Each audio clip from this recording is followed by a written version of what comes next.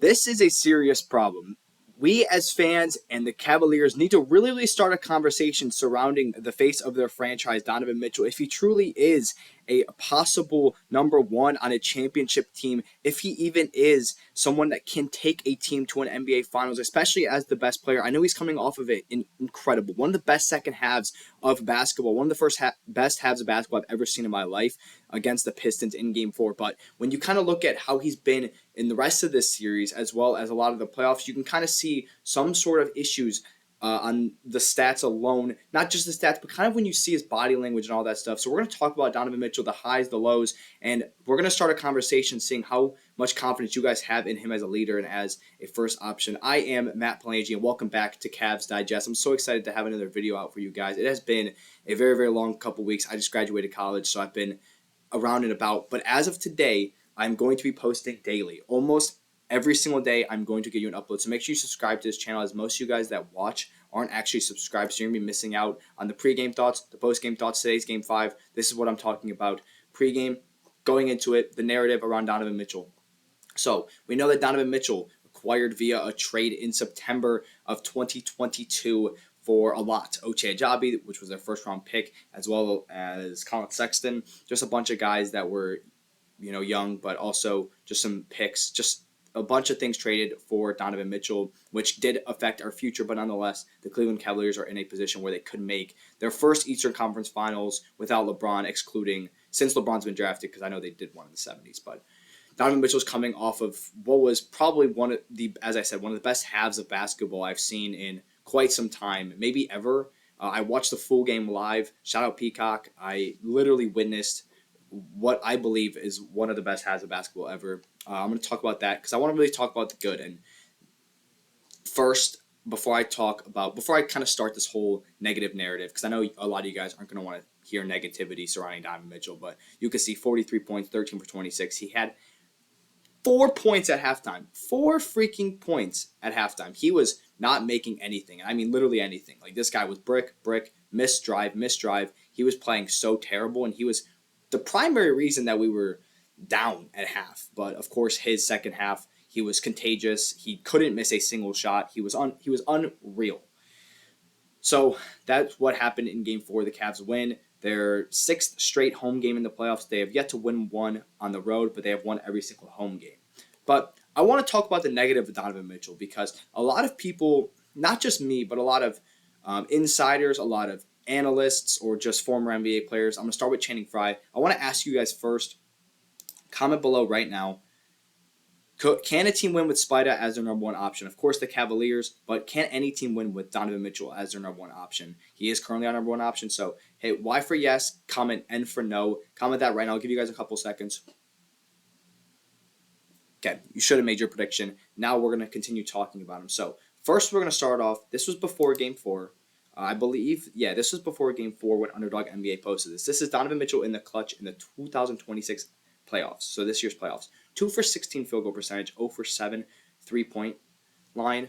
He's never been like the best 3-point shooter in the playoffs, but he shoots like 35%, so he's not bad at all from the 3-point line in the playoffs. So, but I want to show you guys these stats because I said this was before, I believe, the Game 3 win. So he was just really regressing in big time situations. The Cavs just couldn't pull out close games. They as I said, they won 2, lost 4, and all 4 of those close. Of course, all 4 of those are on the road, but there's no reason to just get a lot worse when you're on the road, right?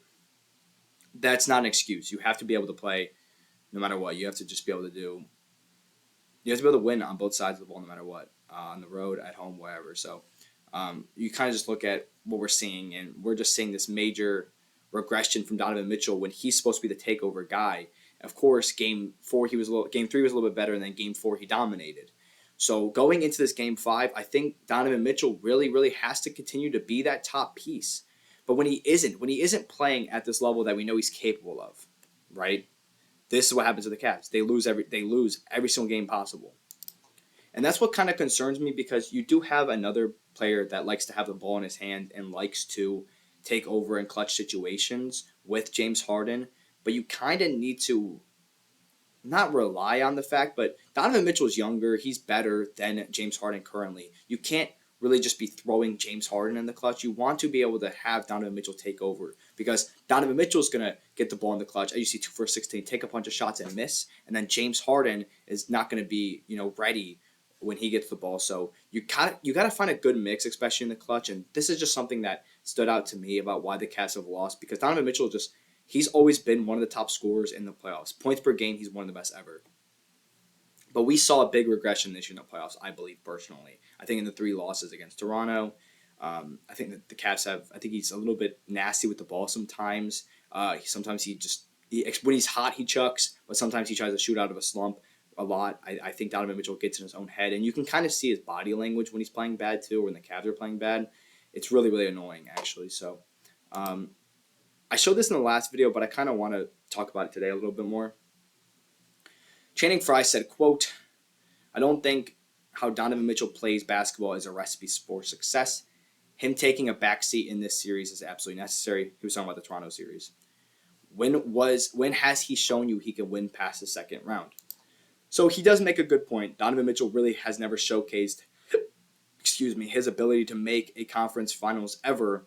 So maybe there's a conversation you want to start surrounding Donovan Mitchell, because you hear it a lot for all you NFL fans. You hear it a lot with guys like Dak Prescott, with the Pittsburgh Steelers the last 10 years. A lot of things like, so Mike Tomlin specifically, you hear a lot of like, you have to eliminate the common denominator. The Cavs quite literally have not made a conference finals with Donovan Mitchell as their best player ever.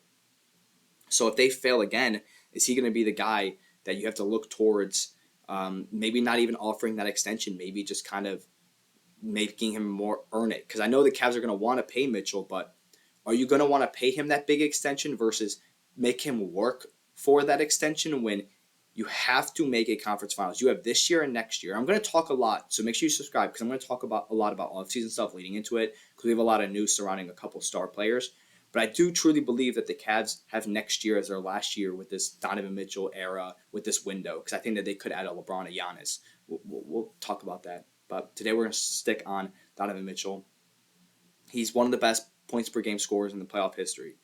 But he's a choker is what some are going to say. He really hasn't showcased that ability to make it to the very end and take your team that far. Sure, I'm not going to sit here and say that Donovan Mitchell is the biggest reason that they haven't made it that far. But sometimes you have to look at the common denominator, which is Donovan Mitchell. You've had all these teams. You've had all these different adjustments, multiple coaches. If you lose to the former head coach JB Bickerstaff, you know it wasn't his fault.